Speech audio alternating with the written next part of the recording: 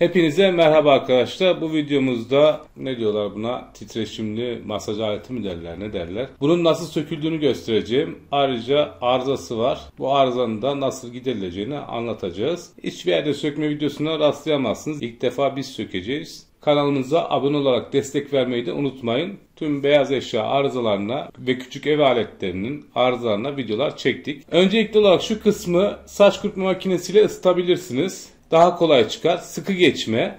Cihazın problemi ne? Şarj olmuyor. Takıyorsunuz.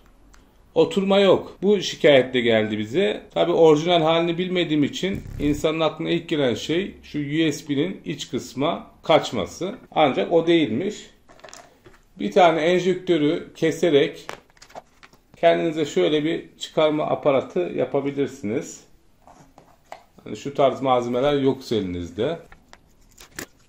Şuraları falan zorlamayın, kırarsınız. Çıkarma yeri burası arkadaşlar. Kolayca çıktı. Değil. Aslında bu kadar kolay çıkmıyor. Saç kurutma makinesiyle kurutmanızı tavsiye ederim. Ben öncesinde söktüm. Şimdi bakıyorum herhangi bir problem yok gibi USB'de. Sökelim.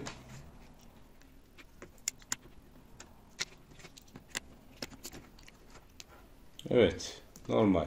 Bu cihazın şarj kablosu biraz farklı anladığım kadarıyla. Malın sahibi bize olmadığını söyledi. Kaybetmiş. Type-C. Standart. Onda sıkıntı yok. Yalnız şu kısmının biraz uzun olması lazım. Şu kısmı. Çünkü bu haldeyken yuvasına yerleşmiyor. Boş. Ancak çıkardığınızda yerine yerleşiyor. Ne yapacaksınız? Çözüm de basit. Bir tane şarj kablosu bulacaksınız. Kenarını yontacaksınız. Yani buna göre biraz daha uzun hale getireceksiniz. Bu sayede sorun çözülür. Hatta gösterelim. Vidalayalım tekrar.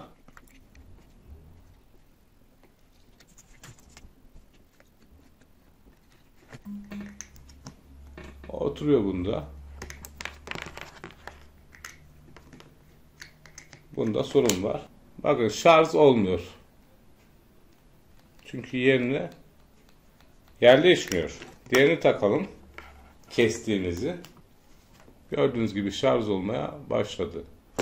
Yani orijinal kablosunu kullanın. Kaybettiyseniz bir tane Type-C'yi feda edeceksiniz. Sorun çözülecek. Diğer arızalarından da bahsedelim. Neler olabilir? Bu pil şişebilir veya pil ömrünü doldurur. Bundan dolayı cihazınız şarj tutmaz ya da çalışmaz. Şu iç kısımda motor var. 3 tane vidası var. Bu vida söküldükten sonra şu parça ayrılıyor. Ayıralım mı? Ayıralım. Söktük madem.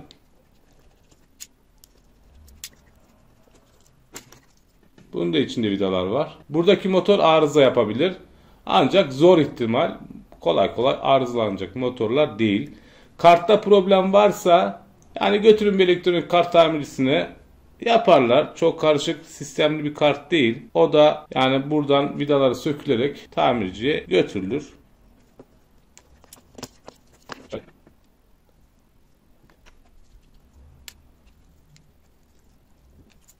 İçinde de motor var.